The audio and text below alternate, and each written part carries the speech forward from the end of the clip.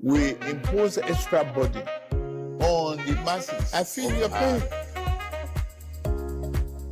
Only humility will lead us to unity, and unity will lead us to peace. Go to the market and sell your products.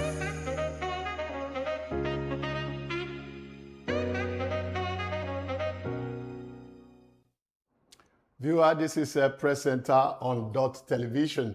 At the press center, traditionally, we x-ray issues and put them in perspective for the betterment of our dear country, Nigeria. And indeed, it is a privilege to have a veteran journalist in the studio today at the press center in the person of Amechi Udemba. Thank you so much. He's a former special assistant to Governor Ifeanyi Okowa of Delta State on media. And he has gone through the mills when it comes to communication, information management. And you are welcome. Thank you so much, Ubaka. Yeah, I am your anchor person, Godfrey Ubaka, and it's on this note that I welcome him once again. Frankly speaking, this is not his first time. Between the time he came and now, his debut on the press center and today, a number of things have happened. Absolutely. There have been headlines in the major newspapers, especially as it has to do with insecurity and scandal.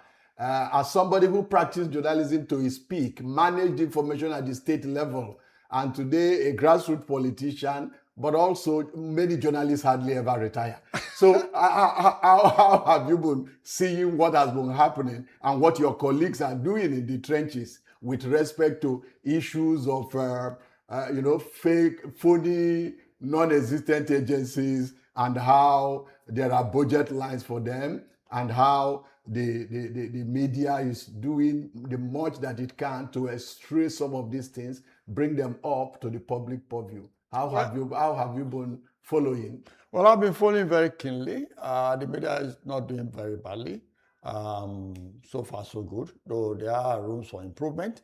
I believe that the Nigerian media is still evolving, particularly now that we are in a democracy, because throughout our political history, we've been under military rule, and of course, whether you like it or not, it's also affected the way we practice our job. But now in the democracy, they are shifting a little bit to what we all know as developmental journalism, where we now champion the infrastructural deficit and all what we have in our society, the good and the bad, the crisis and all that. So we are getting there. We're getting there. You know that when it has to do with communication, especially public communication, yes, the circle is not complete until you receive some feedback. Yes. So the feedback mechanism is integral and critical to communication. Incidentally, the last time you were on the press center, we had feedback from viewers and followers locally and at the international level. Especially as it had to do with the way you projected your former principal as somebody who deserved to go to the Senate because of his political profile. And part of the feedback we got was that you didn't quite take into cognizance the issue of political hegemony. And the fact that with such persons going and going again, and the kind of dynastical dimension to democracy, then of course there might not be fresh voice, especially at the National Assembly. And yes, of course, we did make those feedback known to you. Absolutely. So statistically, what is it that you have, which some of those people do not have, that makes you believe that your one-time principal is one of the best candidates that can fly with respect to senatorial election in Delta? No, when it comes to the issue of legislature, the difference between legislature, the legislature are the bedrock of democracy. Yeah, true. The law they make democracy works or fails. So it's important that we put our best foot forward for the Senate and House of Assembly and even House of Reps. The National Assembly, as currently constituted, Yes. led by Godswill Akpabio, Yes. have they been playing out this role with respect to separation of power? Or should the National Assembly, you have covered politics a great deal, should the National Assembly, democratically speaking, be a retirement ground for ex-governors? No. When you say retirement, it's a bit, I think we are not looking at it objectively. It's a place for seasoned and experienced individuals. Okay. It's not a place for learners. If you have run a state as a governor, of course you come with an administrative knowledge to make laws. You know there are people, like in case of Dott and Okowa. Okowa has been governor for Delta State for 8 years. None of the contestants today can tell me that they know Delta State more than Okowa. Haven't run Delta State for 8 years. Now he's going to be senator for just Delta North. Certainly he knows the nature, the problem of Delta North. He knows the infrastructural problem of Delta North. He knows the social problem. He also knows the political problem. And that's why I said that we need to put our best foot forward. The idea of that is a retirement grant for old men is not true.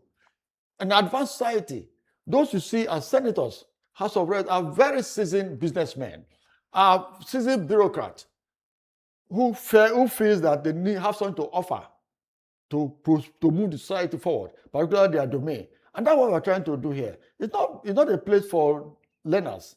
It's a place for people who have managed individuals, because to manage individuals is very difficult. To manage individuals and our needs.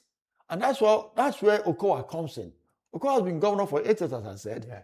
Okay, understandably so. We are still, before we get into the major issue of today in focus, we are like trying to sort out the carryover. Yes. The carryover of your previous edition when you were here. Yes. And the feedback we got, interestingly, from places like UK. Okay. And they had wished that it was a phone-in program. That'll be fine. That they needed to have found out from you what, empirically speaking, did Okowa achieve, which you, in your understanding, believe that none other person can, that qualifies him for that level of your profiling? Could you now use this platform to explain to us what were those extraordinary achievements while in office for 8 years? Fine. When we came in 2015, we inherited a very bad economy. If you recall, during the period we came in, there was militant attack on some oil installations because of some flagrant statement by Rotimi Amechi, who was then Minister for Transport, and about the university in Okerekoko, the Maritime University, and these boys felt that they need to, get that addressed. So that created a lot of problem. And the revenue coming to the state was very low. I recall that during that time, it was as low as 3 billion. But Okowa haven't managed people before, haven't been a senator before, haven't been a local government chairman before, haven't been a commissioner, was able to ensure that salaries were paid, was able to ensure that infrastructure were carried out. That was the period we started the construction of the storm drainage that cost almost 12 billion thereabout. That was the period we had to look at the airport. Don't forget when Okowa came into power, the airport was already downgraded by the authorities. We had to go in there. He has to first deal with the infrastructure, the constructural agreement that has to do with ULO that led to the downgrading of the Asaba airport. Having done that, he awarded contract. And today, Asaba airport is up and running. In fact, Okowa should be given credit for starting off with the concessioning agreement that those who were in the APC then we were in PDP, said Asaba airport has been sold. At the end of the day, the federal government followed suit with Okowa's example. And today, all airports in Nigeria were concessions. Yes, we are the presenter. Absolutely. Truth is the focus. Absolutely. Apart from Charles Aniago, and maybe Olise Ifejika, you played a critical role in his information management. Absolutely. And you did creditably well. Thank you. So, are you still in a position to explain why it did appear then that the funding of the Sopadec was non-existent, that there was a Desopadec, a commission for the oil producing section of Delta State, but that for the number of years, what was supposed to be their funding was not a priority. Could it have been issues of airport and all that arose to... That assertion is not true. The SOPADEC got what was available. If the revenue, if the oil pipeline are being vandalized and by some our boys in the creek as a result of some policies of federal government, then of course it will affect the funding of the SOPADEC. But don't forget it's 13% of derivative formula. So so it's affected, but that doesn't mean that the SOPADEC was not funded. That was not properly funded. Properly funded based on what was available. Okay. Properly funded based on what was available. And they embarked on a number of projects. Because if you remember, I was an integral member of the Smart Data team. And we went around all the riverine communities because we had special documentaries that were fully dedicated to the SOPADEC activities. And I went to communities as far-flung as Shekrau, Banta, Maifo Island, Baramatu, Puruza, Burutu, just name them. We went around to see what, and we saw very beautiful projects that were being carried out by this way, based on what was available. Today, there's so much coming in. So one expect that the SOPADEC will be doing much too, very much too, But these were issues.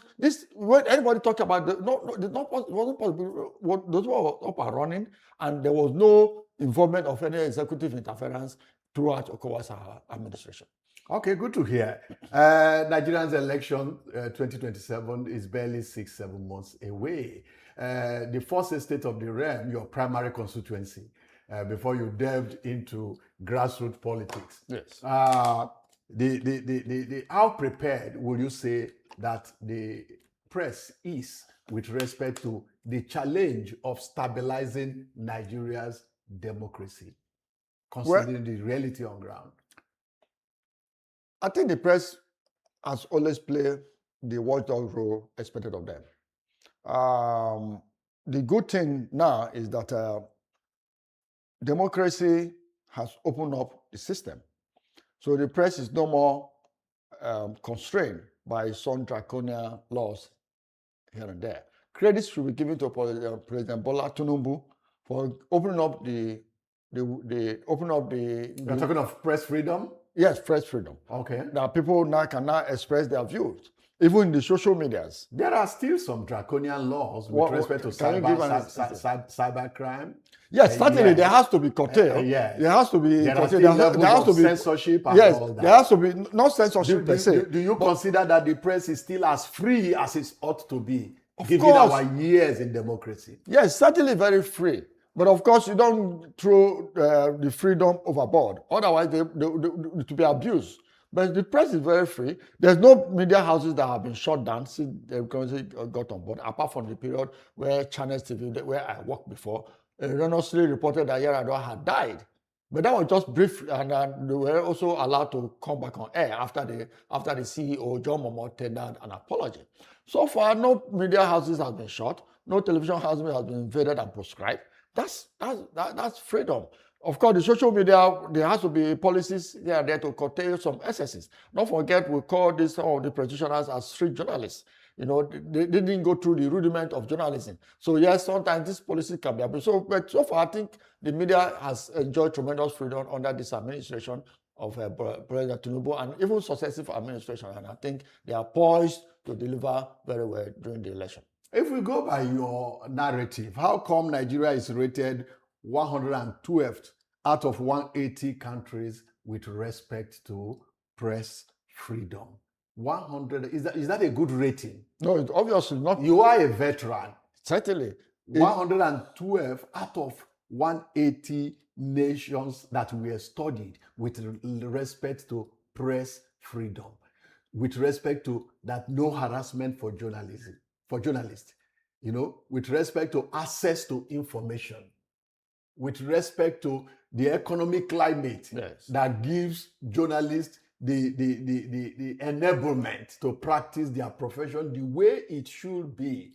That ranking was done by credible organizations and benchmarked, and Nigeria came out 112th out of 180. As a journalist of your standing, are you comfortable with that kind of ranking in a democracy? Well, it's obviously not too pleasant, but it's also not too bad. Don't forget that we are still, we are still trying to learn the ropes of democracy. We've been under long years of military rule, and now we are trying to understand the way democracy works. Nigeria should also be given credit because President Goodluck Jonathan in May 2011 signed the Freedom of Information Act, Information Bill, into law that gives journalists access to government, to information within government, so that it open up the space for journalists to interrogate and hold governments account, and even the private sectors. That's that's something we should be giving thumbs up for. Then, of course, you know that a number of journalists yes. celebrated that yes. Freedom of Information Act yes. signed into law. Yes. You know, so it has become an act of parliament yes. that any journalist, in fact, including any Nigerian, yes. can walk up to a local government, yes. can walk up to any government office. Yes. Yes. I say, and ask that I desire to have records about this project, yes. how much was spent on it. That was at the realm of theory. Now, with your years of experience in practice as a journalist, when you juxtapose that with the reality on ground, do you think that celebration was worth it? Is it just a textbook law? Or now should the two of us drive to the Ministry of Finance in Delta State? Can we, in 24 hours, have access to the documents with respect to what is coming into the state, how much is being spent, where they are being spent as journalists, so that we can, on behalf of the Nigerian people, make this open and hold government accountable? You seem to forget that part of the fallout of the Freedom of Information Act is the annual publications of government expenditure in national dailies. That wasn't done before. Annual publication by the Ministry of Finance, how much has come in, what has been spent, and where have they been spent. The budget that we operate every year is open to public scrutiny. That wasn't there in the past. Journalists who wants to avail themselves, because one thing is to make a law, another thing is to make use of what has been provided. Journalists should avail themselves of the enablement and the enablement of this law. Nobody, I believe, if you go to Ministry of Finance, even in data here, nobody will be denied access to information. There's no secrecy in government, to the best of my knowledge. I don't think that has changed. Even though I've not been in government for some time, I've left since 2023. I think it's still there. There's no secrecy in government. During our time, during the co-administration... No secrecy, but there could be confidentiality. Some files could still be classified as confidential. No, that is not true. Okay. No, that is not true. Because right. Even I'm aware that now I said since 2023 I've not been in government, so I don't know what's happening now. Okay. But I want to believe it's still part of the system that the Sheriff of Boroboro administration is implementing. Yeah, it's a continuation of the Kowa government. Regime. Journalists are allowed. Don't forget too that you used to have quarterly media briefing by the governor, where journalists are permitted to ask any kind of questions ahead, and they are also given right to go and do verifications. So this is how do you feel that tradition didn't quite continue? It's not been sustained. How do you feel? Remembering that interaction. Yes, that's actually why. How do you feel as a journalist? Yes, I feel very sad about that, I must be honest. Because since the government has come into 2023, I've been monitoring and I've not seen where they've done the usual interaction with governor. 3 years on. 3 years on. I don't think that is properly, I don't know the reason why, but I don't think that is right. I think that press briefing offers our colleagues opportunity to throw in any kind of question to the governor, and the governor, being the chief executive, should be able to respond, to all these issues, to allay fear, boost the citizen confidence, and set the country, set the state on a path of sustainable growth.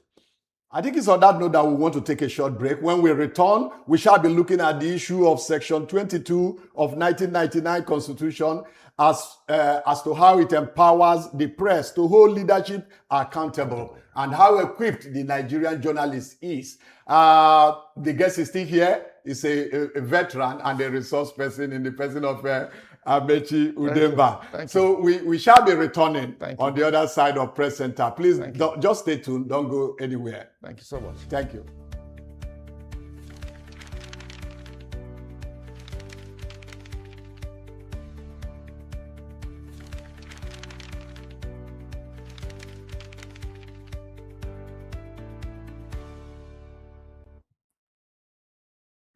Okay, you are welcome. I think that break afforded my very iconic guest opportunity for a rehydration. We are in the World Cup season, and teams are allowed to take water break. So it wasn't surprising when the break came and I saw him sipping from his water. We are very hospitable. Yes, thank you so much. Yes, and you guys are wonderful. And at the present, you guys are so wonderful. just feel at home as we x-ray issues. Like I said before we went on break, Section 22 of the 1999 Constitution empowers the press to hold leadership accountable. In your own opinion, how equipped is the average Nigerian journalist for this role, knowing the obligation and the public expectation on the mass media, especially as we are trying to nurture democracy for the betterment of Nigeria? Well, I think our colleagues need to, the practitioners and the owners of media houses need to fashion out training and retraining to prepare our colleagues for the task ahead. My joy is that the media, there's so many media houses now, even private stations, since the Babangida administration opened up the space. So that has given our people opportunity to also learn new rules and new ideas how to do their job and do it better.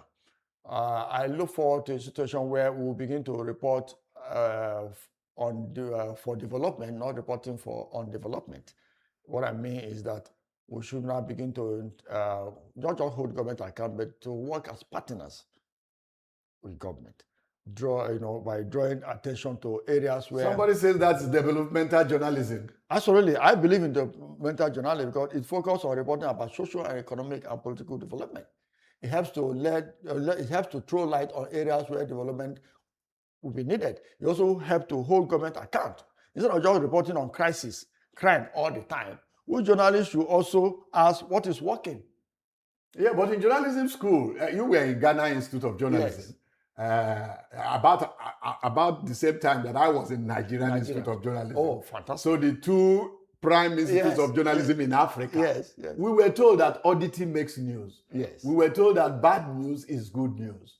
And that when it bleeds, it leads. So how now do you come to a compromise where you contextualize this in a typical government operational setting? And you say there should be a working partnership. But should that partnership make the Nigerian journalist to abdicate his responsibility? We're already in a dilemma of a National Assembly that has abdicated its responsibility, of a judiciary that has almost started singing. In fact, they have started singing on your mandate, we stand. And those are the three critical. And they say the press is the fourth estate of the realm. Should the fourth estate of the realm now be forged into a partnership? Where would Nigerian democracy be heading to? No. I think what I mean, partnership, the press should focus on solutions to problems. The press should focus on because I believe that when you develop, it leads.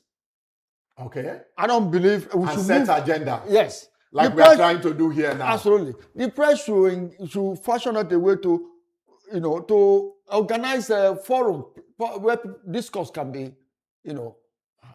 issues can be astray. I watch a lot the platform by one Pastor Oyemade in Lagos, where all manner of people. Yes. That's the kind of thing I want the press. Highly creative, profiling solutions, and all that. Absolutely, the press should now begin to channel that area. I don't think the press, as well, should just be criticizing. I believe we should also be solution providers. Because the country belongs to all of us. If you criticize so much, you are dismarketing Nigeria. We shouldn't dismarket Nigeria. During those days when we were in school, maybe because of the other military rule, of course, the press and the military were this way. Okay, but this is democracy. We are no more under military rule. We shouldn't be criticizing because we are dismarketing the country. Investors will not come. No local and foreign investors will not come in. If we continue to give, no country is more widescreen from corruption. No country. They only just try to manage their internal affairs. EFCC in Nigeria, they are doing their best. We should encourage them to do more. Okay? The Freedom of Information Act has given every one of us, not just journalists, but all Nigerians, opportunity to.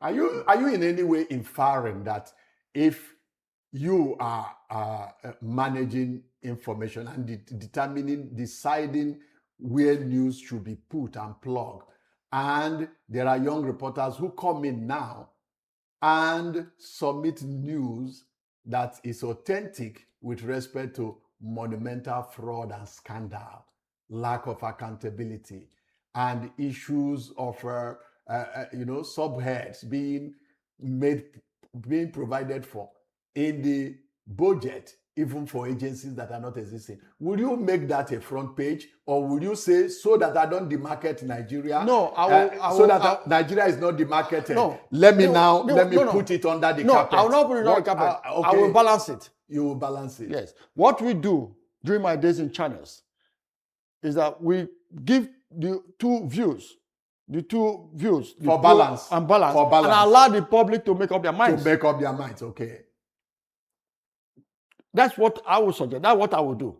I won't kill it. Why would I kill it? I'll allow it to fly, but I must get the two perspectives.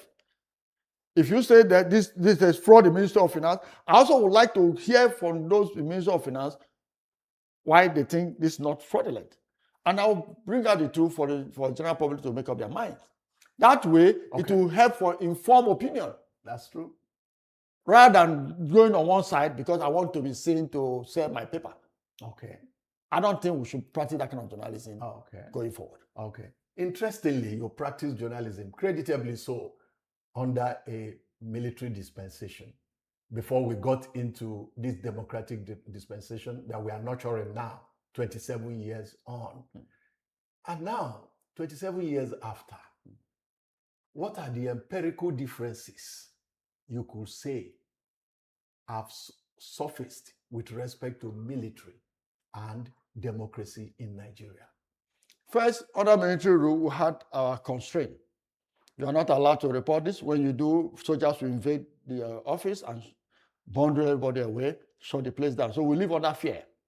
Today, there's freedom. As far as what you are reporting is authentic, because you must be cautious of libel too. If what you are reporting is authentic, you are free to go ahead. As I said, as far as it is balanced. It's important that we ensure that we are not reporting falsehood. It's important that we are reporting what is right, what is authentic, what is verifiable. Under military rule, you are not allowed. Of course, when I was in guidance, that was the period guidance was short. Even though over Decree 4. Yeah, even though LS Ibru was the Minister of Interior. Yeah. And I remember that day where we were sat there in the office and we were doing our normal thing, and all of a sudden soldiers invaded the place and whisked everybody away. Our editor, Dele Adesina, then was the editor. Was taking away Godwin and all those people. Yeah, Ndoke Rabon. So they were all whisked for detention, yes. Tunde Thompson and all those our guys then. We were the small boys, and all that. And we were asked to leave the place. Our computers and all newspapers were bundled away. I don't know to DS. Then we were not SSS. One of our seniors in this profession, Latif Jakonde. Yes. A lecture is being organized in the next 1 week. Yeah, okay. Fourth memorial lecture, considering the ideals that he represented, not just in journalism, but in leadership. Because from the newsroom, and he taught me leadership writing at the Nigerian Institute of Journalism. That's how to write editorial. And eventually, that was after he had been a governor of Lagos State. He still came to teach us, driving his own Crown, Toyota Crown. Today we are having legacies.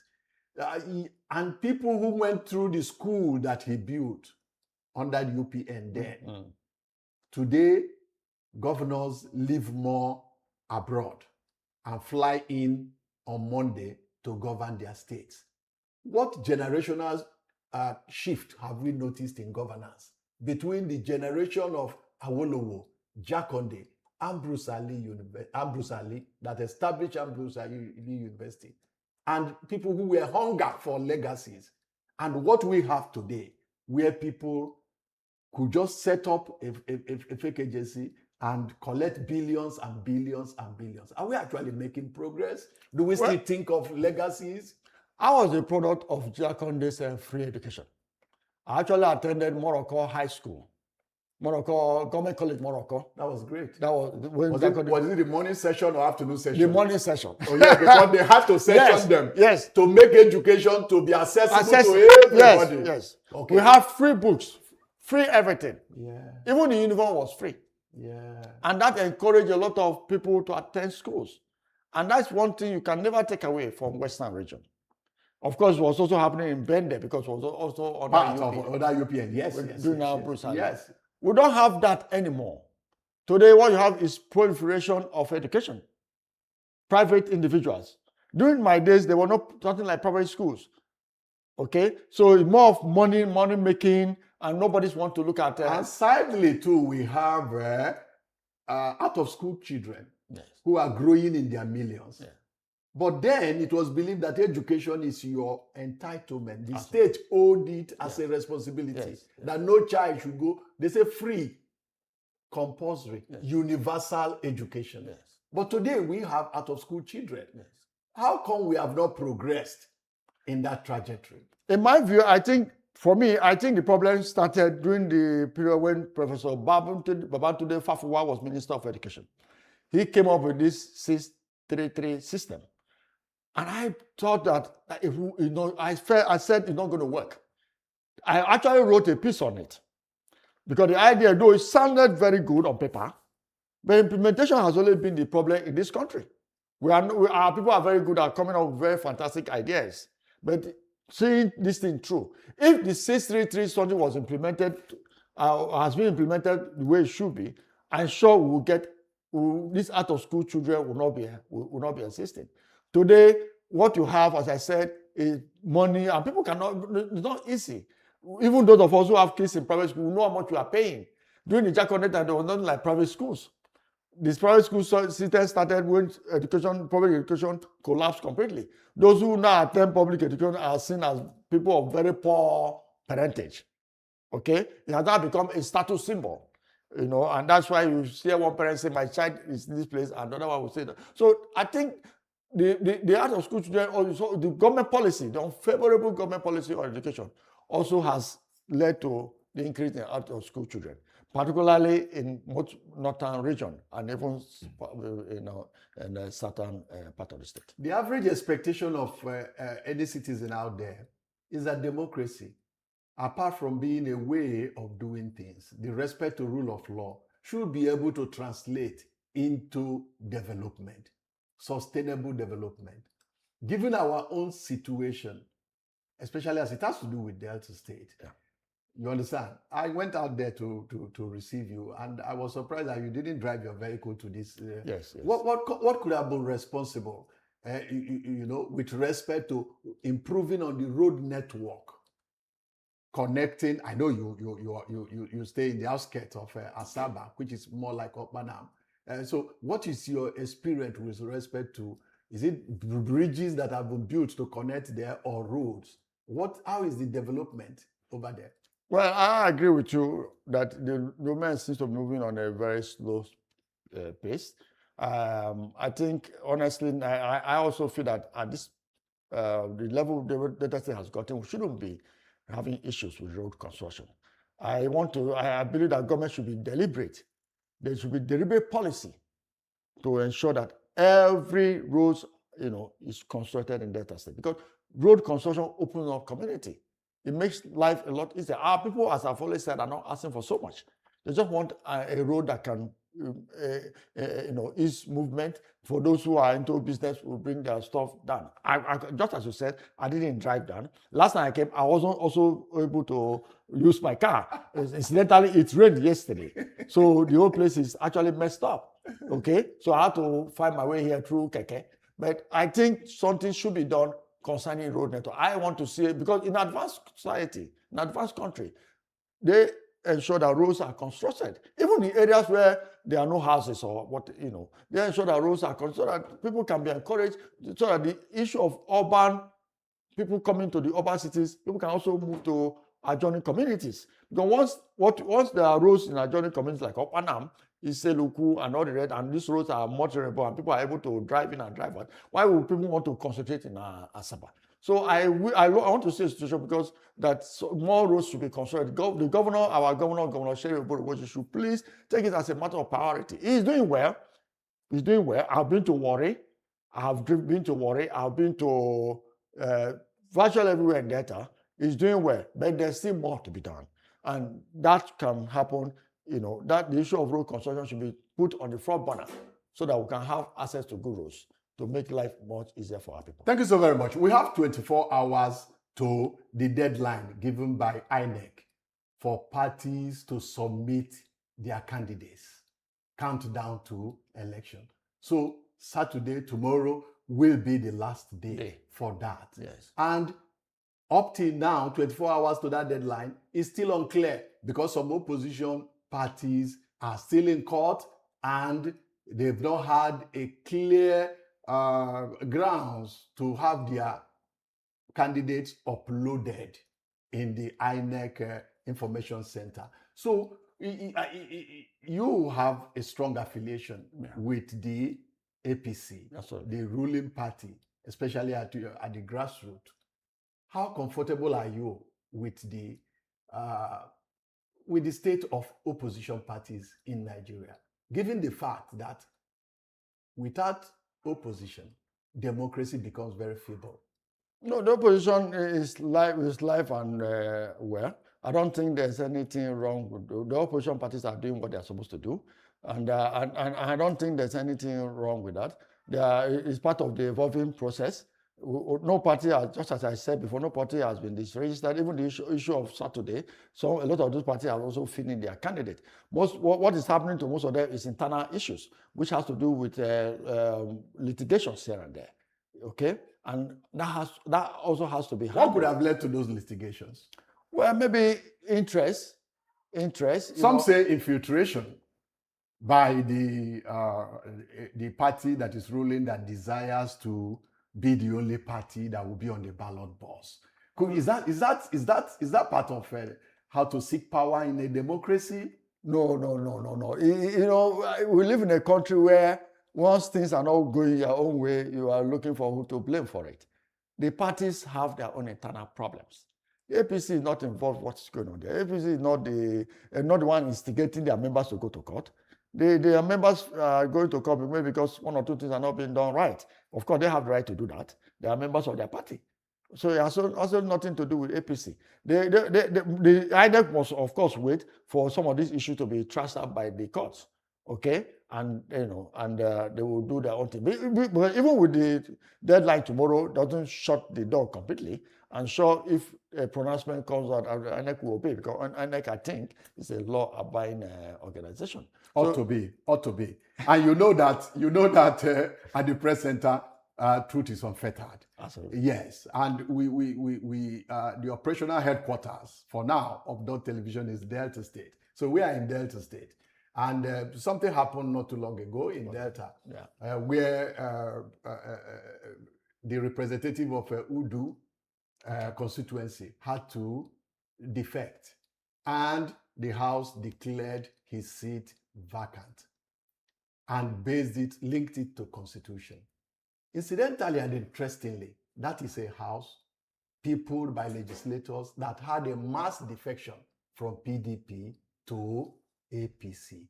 How does this sound to you as a veteran journalist who has been in the public view and has been following events for decades now? Declaring the House members Udu's vacant is constitutional. Constitutional because it's part of the law of governing the House of Assembly. If all the House of Assembly members move to another party, of course, that is also who will declare their seat vacant. Is it them that will declare their own seat vacant? The law says if a member moves, don't forget that the movement also has to do with crisis in the party. There are specific reasons why you must move. You don't just move. The idea is that you want to defend, there must be crisis in your party, but there will be evidence enough that will warrant your movement. If there is no crisis, does that not in any way suggest double standard? No. That's why I'm explaining to you that the Udu member did not follow the law as it ought to be. What is there any crisis in the APC for you to defend? To me, that is not. There is no crisis. The law says before you will defend, there must be crisis in your party, evidence-based crisis that everybody knows. Oh, like those who left AD's PDP when we were having, of course, PDP. We left PDP because there was crisis in PDP. One group was being led by Turaki, one group was being led by Wike. That's obvious crisis. So we had to move to APC. Today, we don't have crisis in APC. So why will Udu member move? He fell foul of the law.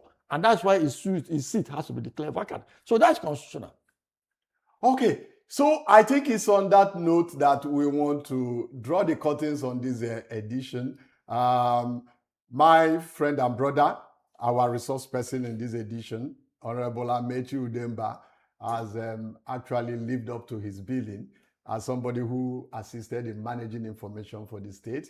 And he's grown through the rank, both in the print and in the electronic media. So you give it to him for his excellence and erudition in public communication. Thank you so very much. Thank you. If we have any needs to have you back, should there be feedback of yeah, people who I'll be glad. But I also wish don't that hesitate to come back. No, why? I also wish that the program is a bit interactive. Okay. I would like to talk to the people. Oh, that would be because there's a lot interesting. of misinformation out there That some of us are willing to correct. Just know that you are welcome anytime. Thank you so much. Viewer out there, it's on that note that we draw the curtain. Thank you so very much for investing your time with Dott Television Press Center. See you in the next edition. Stay blessed. Thank you so much.